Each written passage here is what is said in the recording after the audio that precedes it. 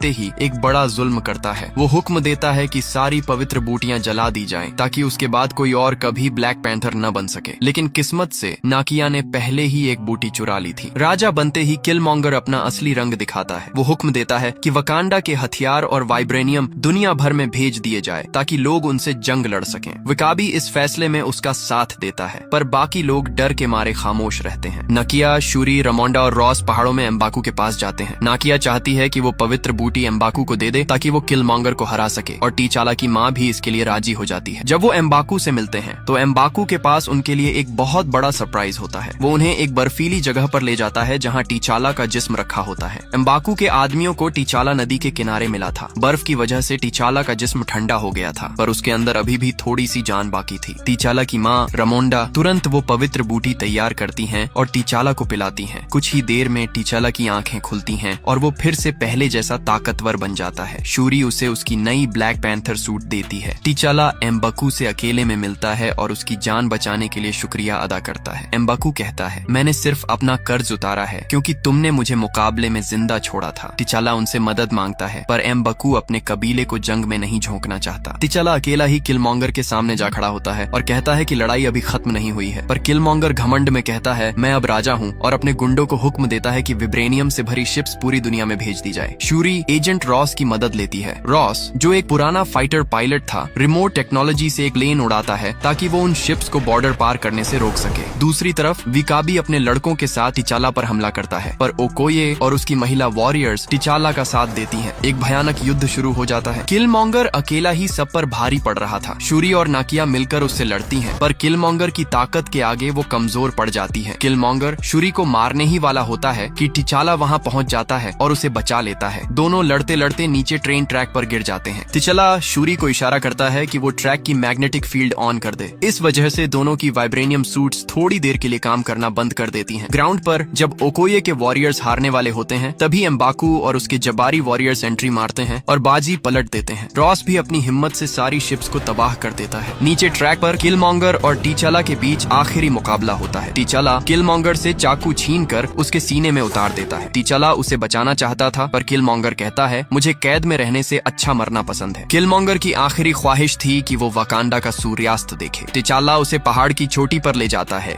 जहाँ किलमॉन्गर वो खूबसूरत नजारा देखते हुए दम तोड़ देता है। नया सवेरा। टीचाला फिर से राजा बनता है और नाकिया को अपने साथ रहने के लिए मना लेता है। वो फैसला करता है कि वाकंडा अब दुनिया से छुपकर नहीं रहेगा बल्कि गरीबों की मदद करेगा। वो शूरी के साथ अमेरिका जाता है और उसी बिल्डिंग को खरीद लेता है जहाँ उसके चाचा जोबू की मौत हुई थी। वहाँ वो एक इंटरनेशनल हेल्प सेंटर खोलता है जिसका इंचार्ज नाकिया को बना